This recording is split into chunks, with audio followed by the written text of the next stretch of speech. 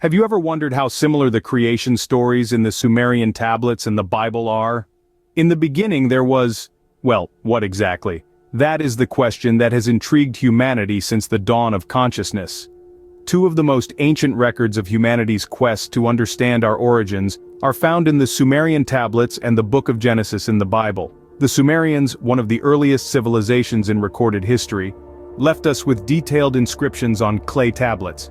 Their creation story is a rich tapestry of divine actions and cosmic struggles, a complex interplay of gods and goddesses, each with their distinct roles and attributes. The world, as per Sumerian mythology, was born out of the celestial drama of these divine beings, their conflicts and resolutions. In contrast, the Book of Genesis, the first book of the Bible, presents a different view. It opens with the profound proclamation, "In the beginning, God created the heavens and the earth." Here, a singular, all-powerful God, Yahweh, is the sole architect of the universe. He crafts the world and everything in it within 6 days and rests on the seventh, establishing the pattern of a week. Genesis unfolds a monotheistic account of creation that emphasizes moral values, painting a picture of a universe created with purpose and order. These differing lenses on cosmogony, the study of the origin of the universe, highlight the rich mythological tapestry of the Sumerians against the Bible's exclusive focus on a singular, powerful God. Both are intriguing in their own right, providing us with a glimpse into the spiritual and philosophical fabric of the societies that produce them. While both accounts narrate a divine shaping of the world, they offer contrasting perspectives. Each story, in its own unique way, seeks to answer the age-old question, where did we come from? And perhaps in the process, they also offer clues about where we are heading. Delving into the narratives of catastrophic floods, do we find a common theme? The ancient Sumerian epic of Gilgamesh and the biblical story of Noah's Ark both tell tales of a great flood sent by the gods or God as a divine punishment for humanity's misdeeds. In the Sumerian tale, Gilgamesh, the king of Uruk, embarks on a quest for immortality. Along his journey, he encounters Utnapishtim, the only man to have achieved eternal life. Utnapishtim shares his story with Gilgamesh, revealing how he survived a great flood unleashed by the gods. Commanded by the god Ea to build an ark and fill it with pairs of all living creatures, Utnapishtim obeyed and thus saved a remnant of life from the divine deluge. Now let's sail over to the biblical narrative. Noah, a righteous man in God's eyes, is warned of a forthcoming flood intended to wipe out all of life due to the wickedness of humanity. Like Utnapishtim, Noah is instructed to build an ark and fill it with pairs of all creatures. Heeding this divine directive, Noah survives the flood, ensuring the continuation of life on earth. While these narratives hail from vastly different cultures and religious traditions, they share striking similarities. Both feature a catastrophic flood sent by a divine force, an ark built to precise specifications, and the preservation of life via pairs of all creatures.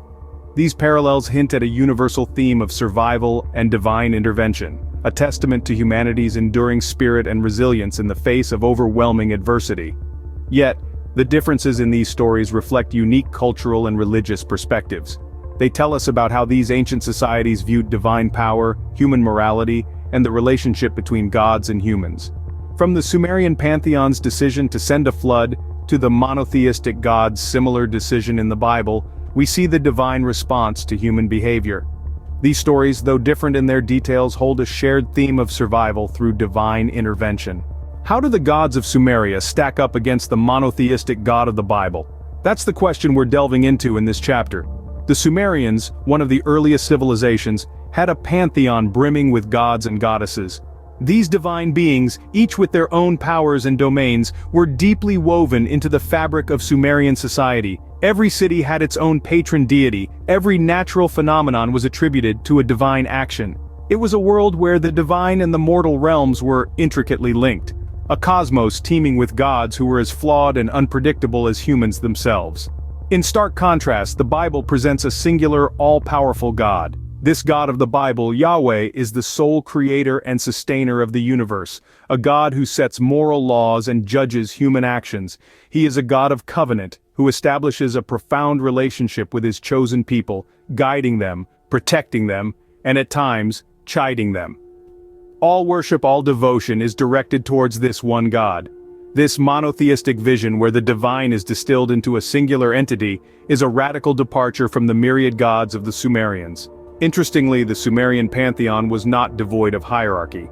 At its apex sat An, the sky god, and Enlil, the god of wind and storms, considered the most powerful deities. Yet even these elevated gods were part of a larger collective, sharing power and responsibilities with others in the divine realm.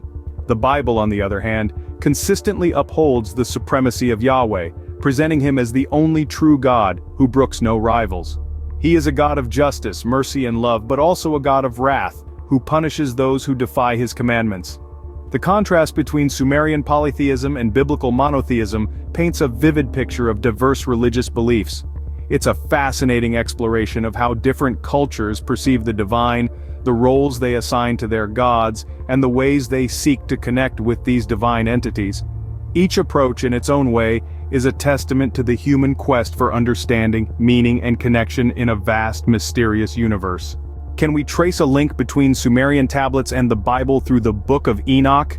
This question propels us into the captivating exploration of the Sumerian roots of the Book of Enoch and its consequential impact on the biblical Book of Daniel.